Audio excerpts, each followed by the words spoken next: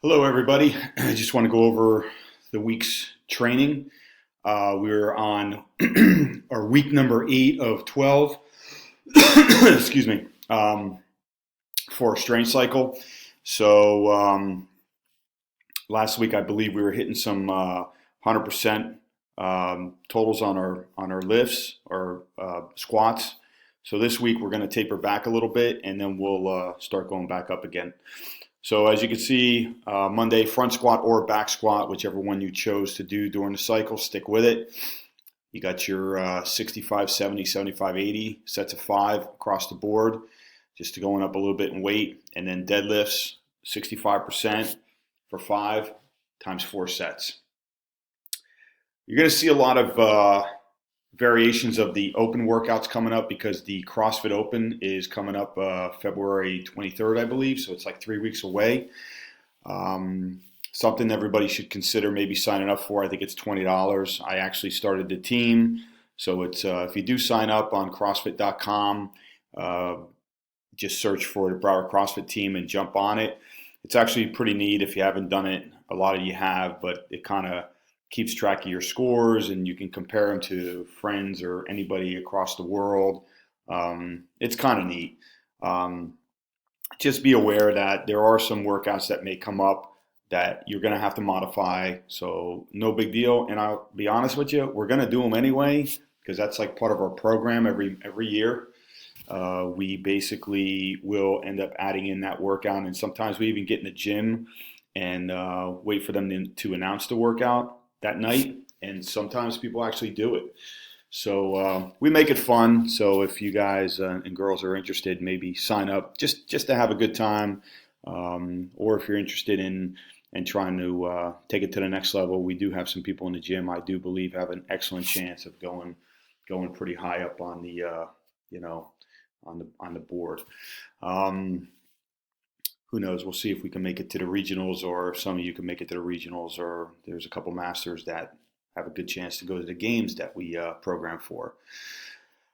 So, as you can see, the conditioning workout for Monday, it's 15.3. That's the year, and then that's the workout. There's 5 workouts.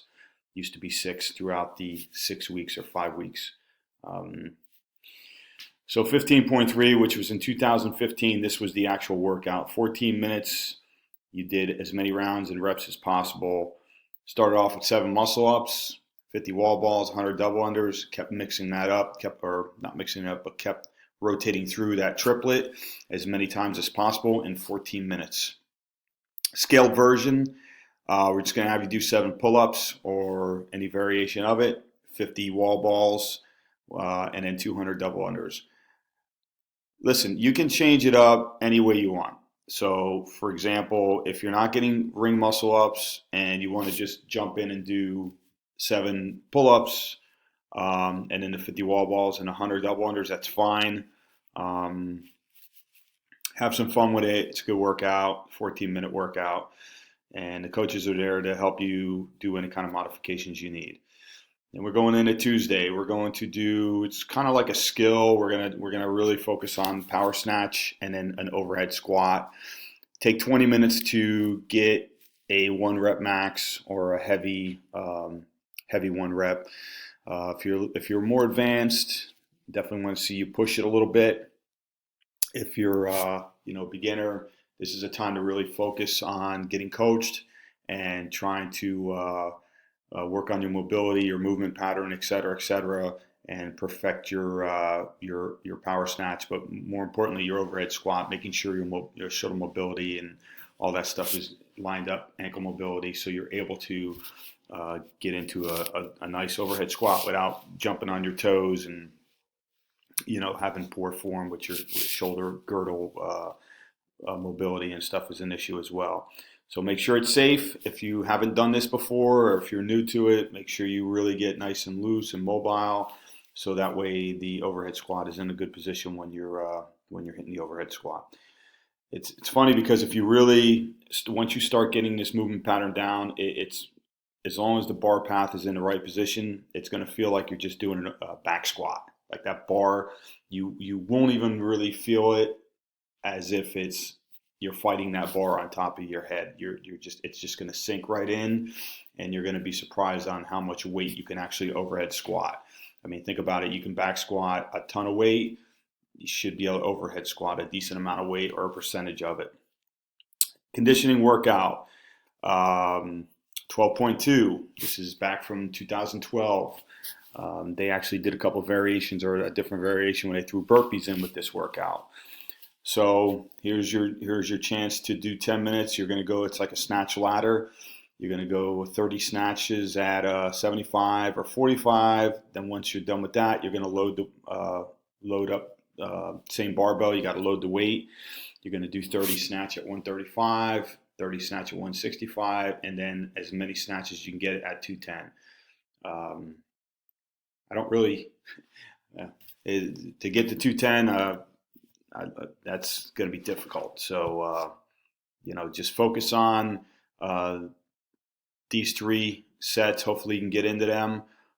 You can modify the weights if you want to. You can go 75, 95, 135.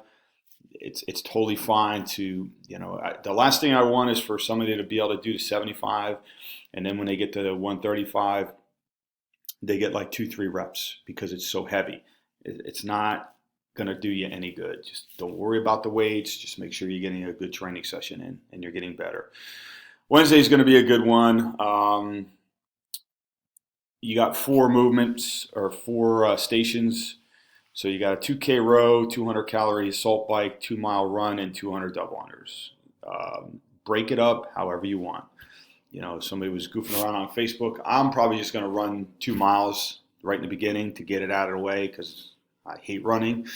And it's probably, double unders aren't my favorite either. But I think with me, I'd rather just get the run out of the way and then start chipping away at my, maybe 500 kilometer row and then 50 calorie bike, maybe break that all up, double unders. But everybody, that's the fun part, man. You strategize however you want to see how it works best. And it's kind of cool because,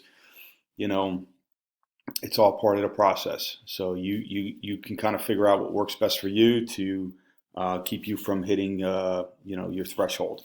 You don't want to red line because it's just like a car. If you start going too fast on one movement and you just burn yourself out, you overheat your motor, you got to pull over on the side of the road and wait till it cools off. Meanwhile, you want to try to hit a certain level to whereas you're right about there and then back off some so you can regroup and continue on.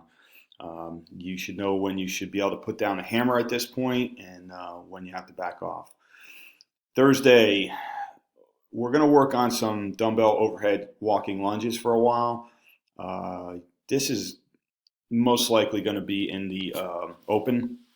So those of you that are taking it really serious and going to be competitive, make sure you're really working on that T-spine and your shoulder mobility, making sure that you're able to get in a good position on these dumbbell overhead walking lunges because they are eye-opening. Rumor has it they may be putting some dumbbell snatches in there, so kind of play around with some of these movements if you want. The conditioning movement. So you have 30 seconds to max out on a row for calories, and then the coach is going to say time. Then you got 30 seconds to, it's every minute on a minute. So you got 30 seconds, max out on row. Then you're going to stop and get on the thrusters because you're going to have a 30-second rest, obviously, to the top of the next minute. Then they're going to say go. You got 30 seconds to max out on thrusters. Then you're going to have a 30-second period to rest to get onto the max pull-ups. And then you're going to keep going through those 3 movements for 21 minutes. So it's a 21-minute AMRAP, and just every minute on, what's going on the minute. And then, so as you can see, even though it's every minute on a minute, you're only allowed to work the first 30 seconds of that minute. And then that other 30 seconds, you're gonna get on to the next movement. I hope that makes sense. Your score is going to be total calories and total amount of thrusters and total pull-ups. That's your score. Breaking into Friday. Same thing, front squat, back squat. You got your percentages. and the deadlift, and then your conditioning. Kind of funny, man. Billy was saying that a lot of you were complaining you wanted to do more prowler work. That's awesome. We'll get. I will get some more prowlers in there. I actually had to order some more plates, skid plates, because you guys are pushing them so much. You're wearing my skid plates down. So I ordered some more, but we will be hitting some more prowlers. Maybe even Saturday we'll do a big bob or a prowler workout.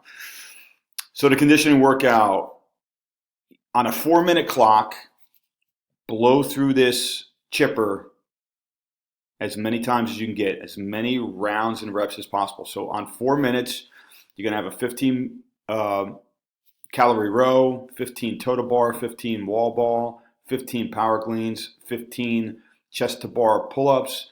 If you're more advanced, you're going to do 5 ring muscle ups. Okay, you're going to keep going through this for 4 minutes, and then after the 4 minutes, we're going to take a 2-minute break, and then you're going to repeat it again, and you're going to start at the beginning. Okay, and your score is basically as many reps that you got out. This is actually, God, I can't remember what workout it is, but it's actually all the movements in one of the other open workouts. So, again, I'm trying to get you guys as much conditioning to prepare you for the open. And it has nothing to do with, okay, I don't want to be a competitor. Listen, it's okay. I just want to get you peaked for the open, because that's what we do at our facility. And we have 3 more weeks to do that. So any questions or comments, just go ahead and leave a message on the bottom of this, and I'll be more than happy to answer. Have a great training week.